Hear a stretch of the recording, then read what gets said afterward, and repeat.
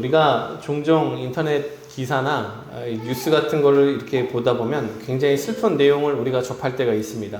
예를 들면 2살, 3살짜리밖에 안 된 아이들이 병으로 세상을 떠나는 기사 같은 것들이 뜰 때가 있죠.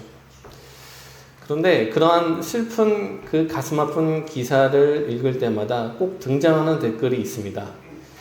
하나님 도대체 뭐하냐? 이런 일이 일어나는 것을 보니 하나님이 안 계시는 것이 분명하다라는 그런 댓글들입니다. 하나님이 계시다면 어떻게 이 세상에 이런 모습일 수가 있는가? 어떻게 이렇게 죄되고 슬프고 아픈 일이 일어날 수 있겠는가? 라는 질문입니다. 여러분, 그러나 우리가 성경을 읽으면서 알게 되는 것은 우리가 지금 살고 있는 세상은 하나님이 지으신 본래의 모습에서 매우 벗어나 있는 상태라는 것이죠. 하나님이 세상을 다스리시고 통치하기 위해서 대리자로 세우셨던 인간이 죄를 지었습니다. 그리고 인간이 죄를 지음으로 말미암아 이 세상에는 죄가 들어오기 시작했고, 사람도 사람이 다스리던 세상도 죄와 죄의 영향력으로 망가지기 시작했다라는 것이죠. 우리가 살아가는 세상이 이 창조물, 그 하나님의 그 창조물로서 그 형상을 보존하고 있고, 그래서 우리가 보면서 경이로움을 느끼고 아름다움을 느낄 때도 있지만, 동시에 이 세상이 그 본래의 모습에서 상당히 벗어난 망가진 부분이 있다는 것을 우리가 인지할 필요가 있다는 거예요. 오늘 말씀은 바로 그 내용을 이야기하고 있습니다. 지난주에 우리는 이 아담과 하와가 사단의 유혹을 받아서 하나님과 같이 되고자 하는 그 욕망 때문에 이들이 그 선악과를, 하나님의 그 명령하신 선악과를 취했다는 내용을 이야기를 나눴습니다. 그런데 그 뒤에 벌어진 일이 중요합니다. 오늘 말씀 7절을 보니까 뭐라고 기록되어 있냐면, 이에 그들의 눈이 밝아져 자기들이 벗은 줄을 알고 무화과나무 잎을 엮어 치마로 삼았더라 라고 기록되어 있습니다. 여러분, 이전에도 아담과 하와는 아무것도 입지 않고 생활을 했습니다. 창세기 2장 말씀을 보면 두 사람이 벌거벗었으나 부끄러워하지 않았다라는 구절이 있거든요. 그들은 서로를 순수하고 순전하게 바라볼 수 있었던 상태였다는 거예요. 그런데 죄를 짓자 이 눈이 달라집니다. 나를 바라보는 관점이 달라지고, 상대방을 바라보는 눈이 달라지고, 하나님을 바라보는 눈이 달라졌습니다. 여러분, 생각과 관점이 타락하기 시작한 것입니다. 이전에는 순수하게 바라볼 수 있는 것이 이제는 죄된 생각과 감정으로 이렇게 변하게 되고, 결과적으로 수치심을 느껴서 자신들을 무화과나무 잎으로 엮어서 몸을 가리게 되는 일까지 벌이게 되더라. 여러분, 우리가 살면서 느끼는 것이 무엇이냐면 우리의 생각과 본성 자체가 너무나도 악하다라는 거예요. 사돈이 왜 밭을 사면, 땅을 사면 배가 아플까요?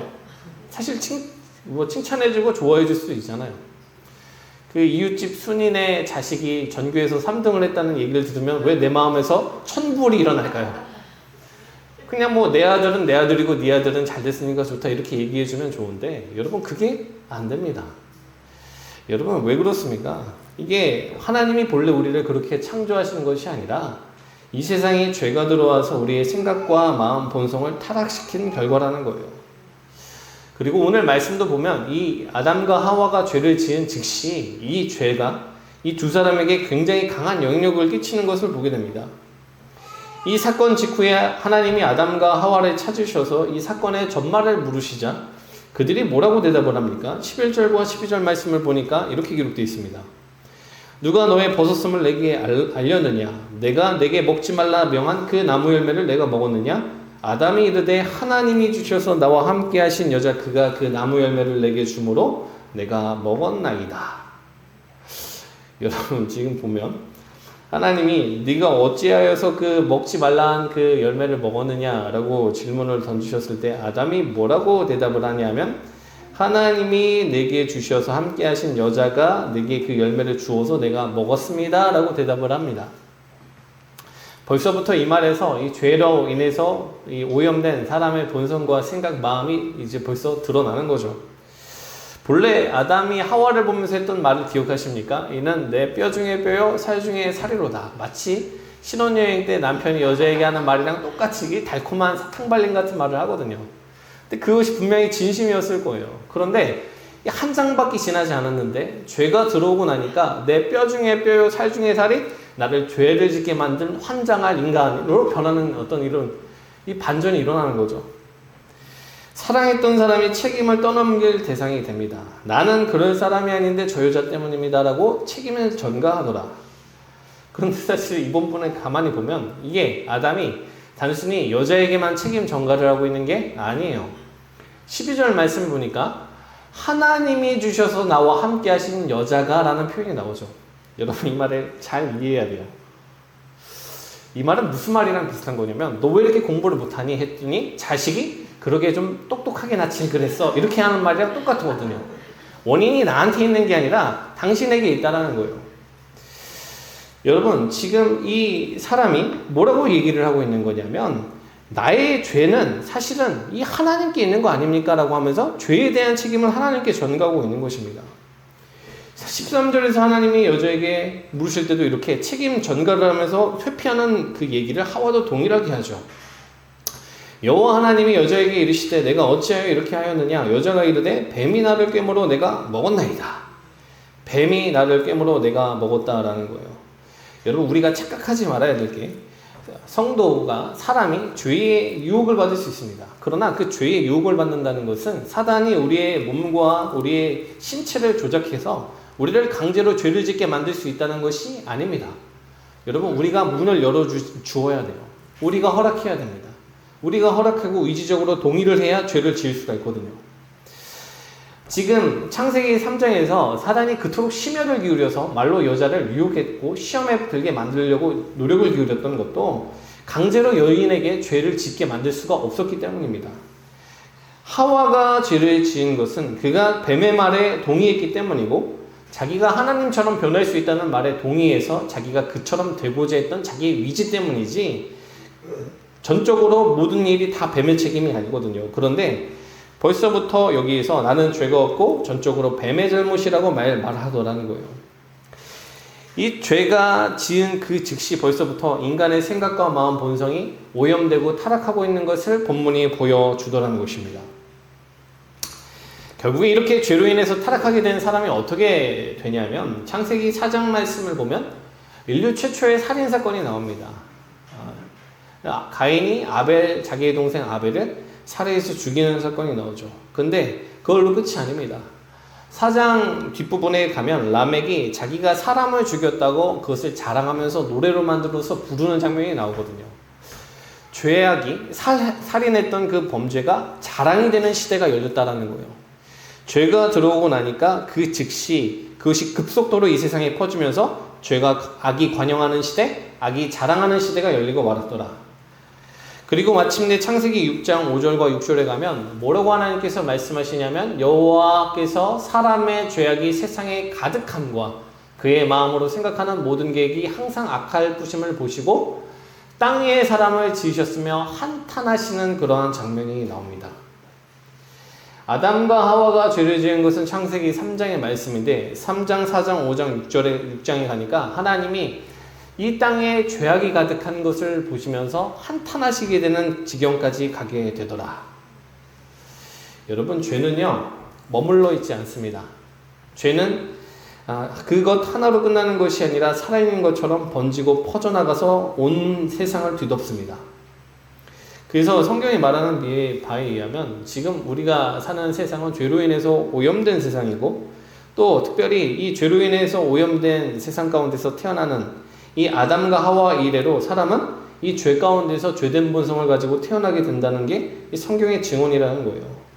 그래서 로마서 5장 12절 말씀을 보면 뭐라고 기록되어 있냐면 한 사람으로 말미암아 죄가 들어오고 죄로 말미암아 사망이 들어왔으므로 이와 같이 모든 사람이 죄를 지었다라고 기록되어 있습니다. 이 죄된 본성을 가지고 모든 이가 태어나서 그 죄에 동참함으로 말미암아 사망이 모든 사람에게 이르렀다. 죄에 짓눌리며 죄의 영향력 아래 살아가게 되었다라는 것이죠. 여러분 그런데 이 죄가요 단순히 이렇게 인간의 생각과 마음의 부패만을 가져온 것으로 머물러 있는 것이 아니라 이 세상에 고통과 슬픔, 괴로움과 죽음이라는 아픔도 같이 끌고 들어옵니다. 먼저 오늘 말씀 16절 말씀을 보면 하나님이 여자에게 뭐라고 얘기를 하시냐면 내가 내게 임신하는 고통을 크게 더할 것이라고 말씀하십니다. 내가 수고하고 자식을 낳을 것이고 남편을 원하고 남편은 너를 다스릴 것이다 라고 하시죠. 여기 16절 말씀에서 핵심은 무엇이냐면 하나님께서 고통을 더하시겠다는 말씀입니다.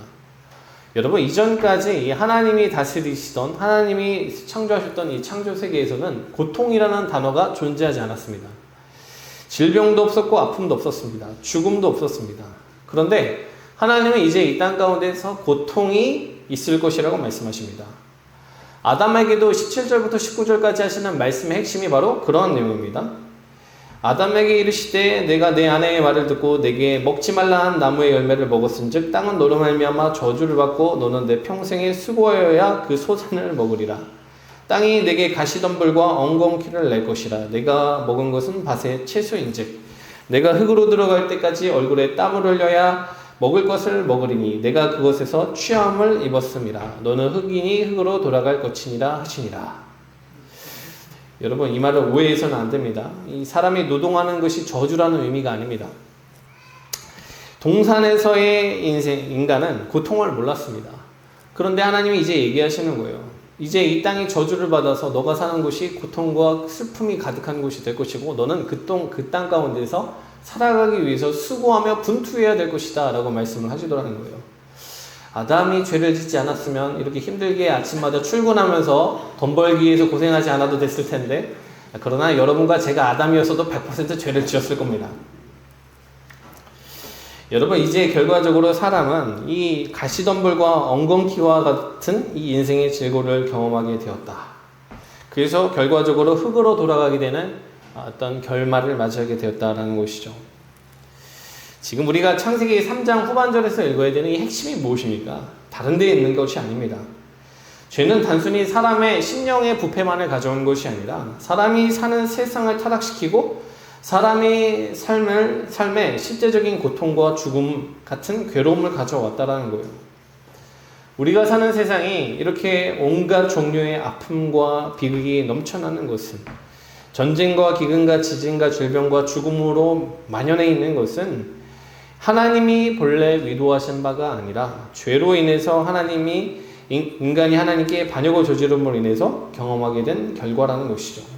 여러분, 오해하지 말아야 될 것은 하나님은 질병으로 어린아이가 죽는 이 세상을 창조하지 않으셨습니다. 자기의 아들을 전쟁터에 보내고 그로 인해서 잃어버린 아들로 말미암아 슬퍼하며 울부짖는 세상을 창조하지 않으셨습니다. 하나님은 선하고 아름다운 세상을 창조하시고 그것을 주고 싶어 하셨다라는 것이죠. 말씀을 준비하면서 이사야서 11장 6절부터 9절까지의 말씀이 떠올랐는데요. 여러분, 이 말씀이 무슨 말씀이냐면 하나님이 이 망가진 땅 가운데 메시아를 보냄으로써 회복시키실 나라에 대해서 구약에서 주신 말씀이거든요. 근데 하나님이 이 세상을 어떻게 회복시키실지에 대해서 이 하신 말씀을 보면 우리에게 정말 주시고자 싶으셨던 이 세상의 모습이 어떠한 것인지가 드러납니다. 제가 공독해서 읽겠습니다. 그때의 이리가 어린 양과 함께 살며 표범이 어린 염소와 함께 누우며 송아지와 어린 사자와 살찐 짐승이 함께 있어 어린아이에게 끌리며 암소와 곰이 함께 먹으며 그것들의 새끼가 함께 엎드러져 사자가 소처럼 풀을 먹을 것이며 젖먹는 아이가 독사의 구멍에서 장난하며 젖된 아이가 독사의 굴에 손을 넣을 것이라. 내 거룩한 산 모든 곳에서 해됨도 없고 상함도 없을 것이니. 여러분, 하나님이 뭐라고 말씀하세요? 내 거룩한 산 모든 곳에서는 해됨도 없고 상함도 없다라고 말씀을 하십니다. 송아지와 어린 사자와 살찐 짐승이 어린 아이와 어우러지고 사자가 소처럼 풀을 먹고 어린아이가 독사의 굴을 입어도 독사의 굴에 손을 넣어도 해를 입지 아니하는 세상. 이게 사실은 하나님이 우리에게 주시고자 하셨던 이 피조세계의 모습, 세상의 모습이라는 거예요. 여러분, 그러므로 이러한 진리를 알게 된 우리들은 어떻게 살아가야 되는가? 두 가지 적용점으로 말씀을 마무리하고자 합니다. 여러분, 첫 번째로 우리는 하나님이 결국에는 우리가 이 죄악된 세상을 살아간다 할지라도 하나님이 우리에게 최종적인 회복과 구원을 주신다는 믿음을 가지고 살아야 합니다. 여러분, 제가 오늘 말씀에서 이런 얘기를 드리는 이유는 우리 세상이 이렇게 절망적이다라는 사실을 알려드리기 위해서가 아닙니다. 왜냐하면 하나님은 우리의 죄된 현실에 대해서 늘 알려주시지만 그 뒤에 그 회복을 위해서 역사하시는 하나님의 구원의 계획에 대해서도 늘 우리에게 언급해 주시는 분이시기 때문에 그래요. 여러분, 우리가 슬픔이 많고 즐거움이 많고 고통이 많은 세상 가운데 살아가지만 우리가 결코 낙심하지 말아야 될 것은 이런 우리를 구원하기 위한 하나님의 그 계획이 오늘도 내일도 실행되고 있다는 사실을 우리가 믿기 때문이라는 것이죠. 실제로 우리가 읽은 창세기 3장 이 15절의 말씀을 보면 하나님이 사단에게 뭐라고 말씀을 하시냐면 이렇게 말씀을 하세요. 우리 15절의 말씀을 한번 창세기 3장 15절의 말씀을 한번 합독해서 읽도록 하겠습니다. 시작. 내가 너로 여자와 원수가 되게 하고 내 후손도 여자의 후손과 원수가 되게 하리니 여자의 후손은 내 머리를 상하게 할 것이요 너는 그의 발꿈치를 상하게 할 것이니라 하시고, 여러분 여기에서 지금 하나님이 내가 여자의 후손과 원수가 되게 할 것이라고 말씀하십니다.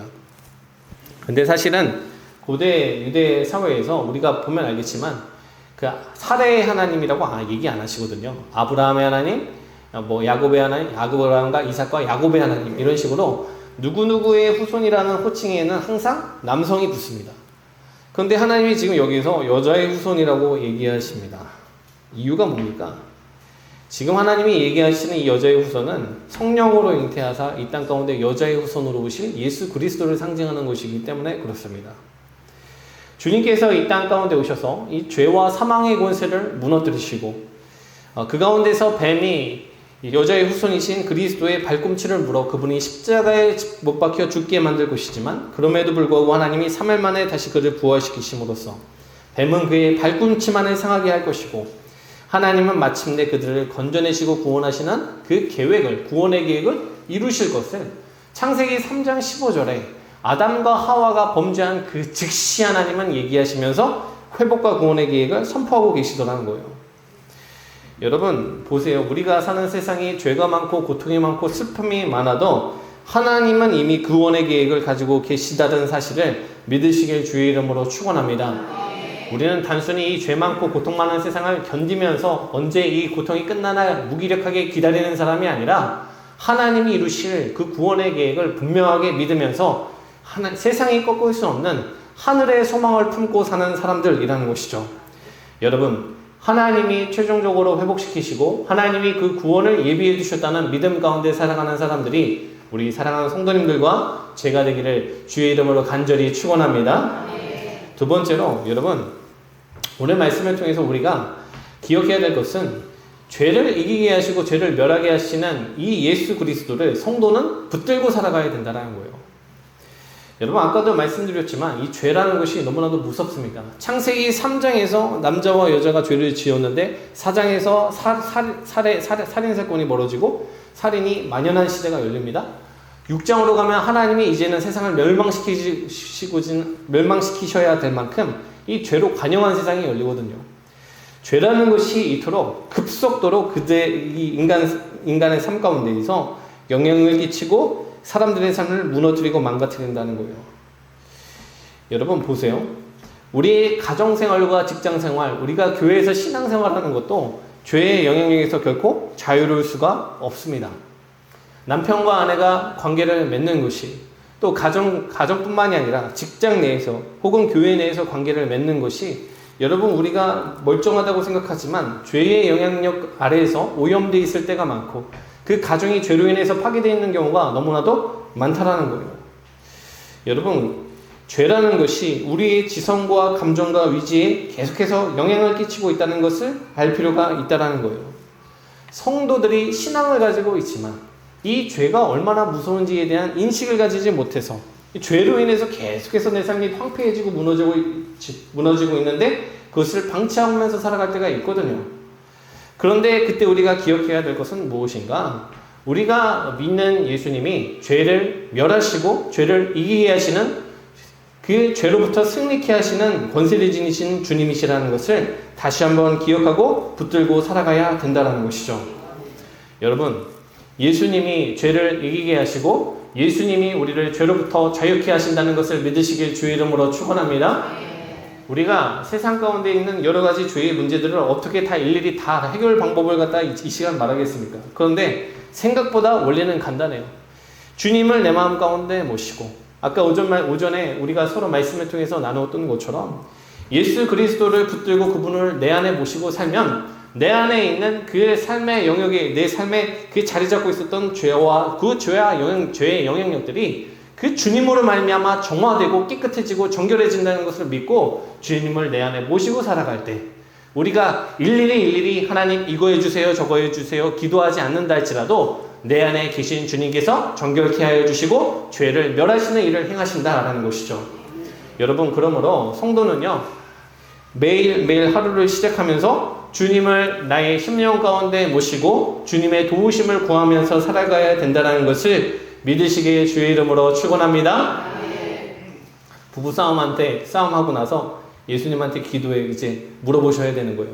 주님 어떻게 할까요? 네가 가서 사과해라. 그러면 사과를 해야 되는 겁니다. 내가 늘 무너지는 주제가 있습니다. 주님, 제가 그것을 어떻게 하기를 원하십니까? 주님이 그 주제에 대해서 네가 돌이키고 회개하라. 그렇게 우리의 마음 가운데 인도하심을 주시고 감동을 주실 때 우리가 순종하면 여러분 그렇게 주님을 모시며 살아가는 사람의 삶 가운데는 어느 순간에 죄가 점점 더 자리 잡을 곳이 사라지고 정결해지고 맑아지는 역사가 일어나게 된다라는 것이죠. 여러분, 우리가 그 죄로부터 자유케 하시는 우리 예수 그리스도를 더욱더 붙들고 살아갈 때 우리 안에 자리 잡고 있었던 죄의 영향력들이 사라진다는 것을 다시 한번 기억하시고 주님을 위지함으로 말미암아 죄로부터 승리하게 되는 삶을 사는 사람들이 우리 사랑하는 모든 가산감리교회 성도님들의 심령과 삶이 되시기를 주의 이름으로 축원합니다.